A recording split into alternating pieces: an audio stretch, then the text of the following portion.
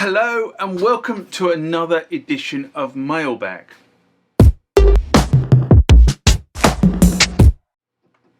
What is Mailbag? Well, Mailbag is a feature of the channel where you guys leave lots of comments on the channel and I attempt to answer those comments, or if I can't answer those comments, I throw it out to you guys who have more knowledge on some of this stuff than I do.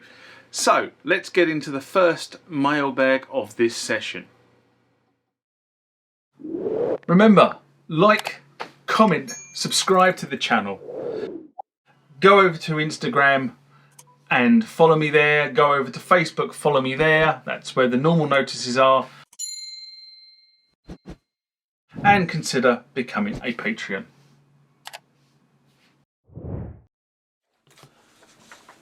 Next comment or question comes from Mikhail Billman.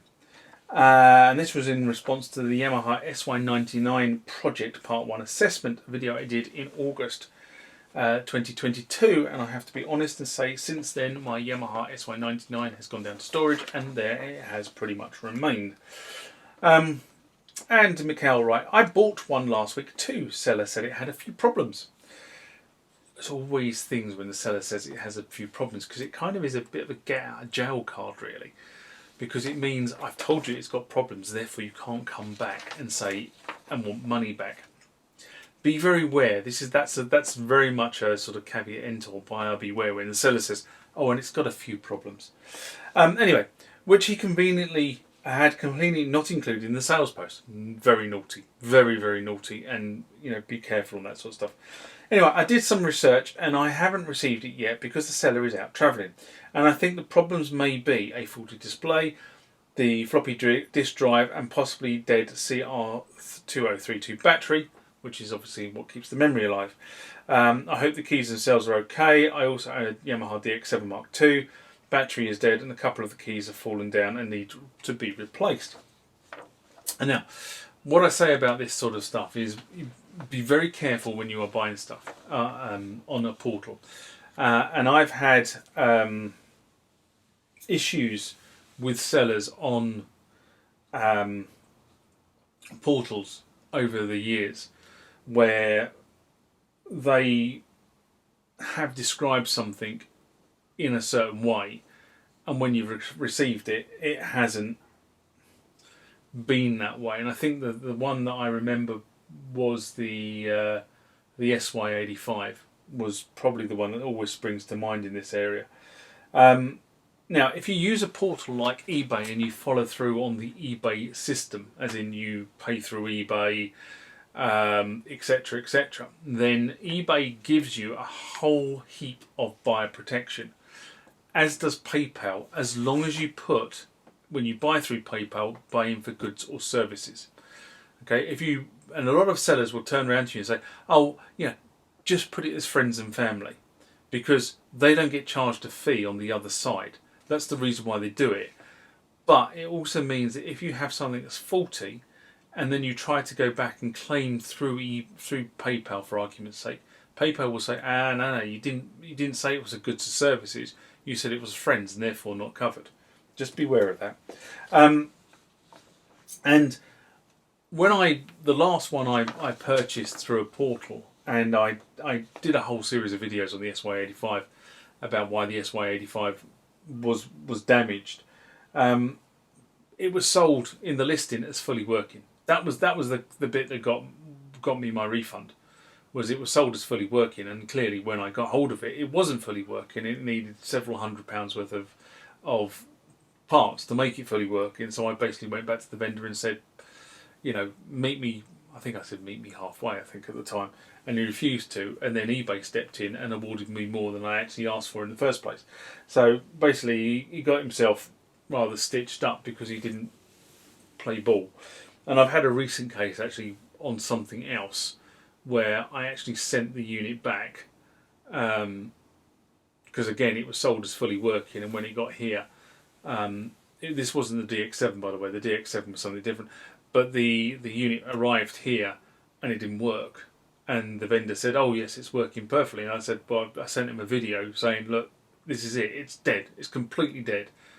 Now, you know, if you want me to take the liability, if you take this much money off the sales price, of what I've bought, then I'm happy to take on the liability of repairing it. And he said no, and basically eBay stepped in and said no, return it. So I returned it, and he had to refund me everything, which I think he was a bit upset about at the time. But you know, there's always a negotiation to be had with these sort of things, and you know, you need to understand. I actually wanted it. I wanted the unit, but unfortunately, I had to send it back. So, you know, that's kind of the way things crumble sometimes. I was a bit annoyed about that one, I have to be honest. But you know, what I did with the particular one, the SY-85, is I documented everything that was wrong with it. And I kind of digress on that point. Anyway, what I would say is people are selling plug and play displays. So going back to the SY-99, and there's a Facebook music group, which if some people haven't seen it, was called Music Gear Display Retrofits. And it has a lot of information on displays and which displays can be swapped in for the old displays and where you can get hold of these new displays. And what I would also warn you is that a plug and play display is probably going to cost you about 100 quid. They're not cheap, that's the problem. And what I always do, and people may turn around and say, well, why'd you do that, John? Because you're quite handy with a soldering iron. But in terms of actually wiring the display up, quite often there are vendors out there that will wire the display up for you. You will pay them for it. But actually, do you know what, to be honest? If they sell you a plug and play unit and it doesn't plug and play, guess what? You get your money back. So bear that in mind. But if you bought the display and decided you're going to wire it up yourself, you can get it cheaper than what I've quoted. The floppy drive should be easy enough to find. You should be able to get a direct drive version rather than the belt drive versions that appeared in the SY-77, SY-85, SY-99 and a lot of other instruments of that era. The belts are a pain in the bum, so don't go and get another belt drive unit. Get a direct drive unit, which most floppy drives that then followed on were direct drive units. Far better motor life, not going to have issues with slipping belts and having to replace belts in future. When it breaks, and there are ways of fixing them. The belt, of course, will be a much cheaper thing because the belt will cost you, let's say, between £6 and £10 or euros or whatever it happens to be, whereas a replacement direct drive floppy is probably going to cost you £60 to £100 depending on what type of unit it is. So there is that. Of course, there is another route here, which is the whole kind of GoTech market. But don't go for the cheap one, go for the more expensive one with the OLED display. You will thank me later for telling you to do that. The battery is easy enough, but again, I wouldn't change the battery with a solder tag battery. What I would actually do is take the battery out, put a battery holder in, and then put a CR2032 into the holder. Next time you come to change the battery, you will thank me for telling you to do that, because the solder tag batteries are an utter pain in the bum, because you have to take them, you literally have to take the board out to get to the other side of the board to desolder the tags. Whereas if you put a battery holder in, all you have to do is just flick the battery out, put the new battery in. Now, dead keys is where you come to the problems. And this is where you're potentially going to have a nightmare.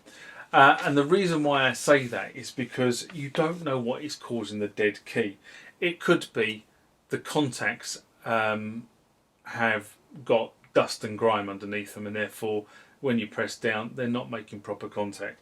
That's probably the easiest thing to fix. Bit of isopropyl alcohol, rub it over the contacts, get the dust and grime off both sides. It could be the contact has lost its graphite cover. Effectively its electrical connectivity. Again, a relatively easy thing to fix. You can buy graphite paint on the suppliers' portals, RS Supplies, Mouser, etc. You get that effectively with a very fine tip paintbrush. You just put it onto the pad and onto the contact, and therefore you effectively are re-electrifying the contact between the two. Be very careful not to move over the contact, which is why I'm using a fine tipped paintbrush.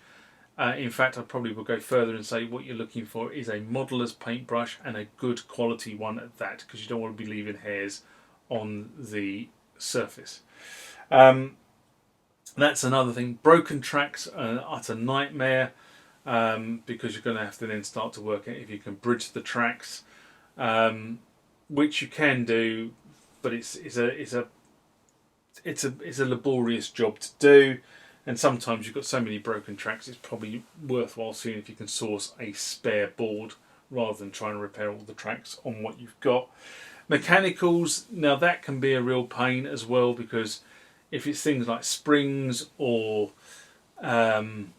mechanisms, they can be really difficult to replace. They can be really difficult to remove as well. That's one of the biggest problems with a mechanical style key bed, is that they're all, it's kind of put together in a factory, and all the things are push fits and pressure fits. So the bit is put on there, and then some process comes along and effectively thumps the top of it, and that process of thumping the top of it forms the metal to actually create the gland that keeps the bit in place. I'm probably explaining that really badly, but that's, if you've got that sort of scenario going on, they can be a real pain to repair, because you don't have the equipment to do that repair in the same way. But the problem with the keyboard is, of course, whereas the other things you can probably diagnose how to get what the repair is and how to get to that repair, diagnosing a keyboard problem can only be really diagnosed once you open the thing up and strip the keyboard down. It's the only way you're going to really understand what's going on. Anyway, great question though, great question, and thank you very much.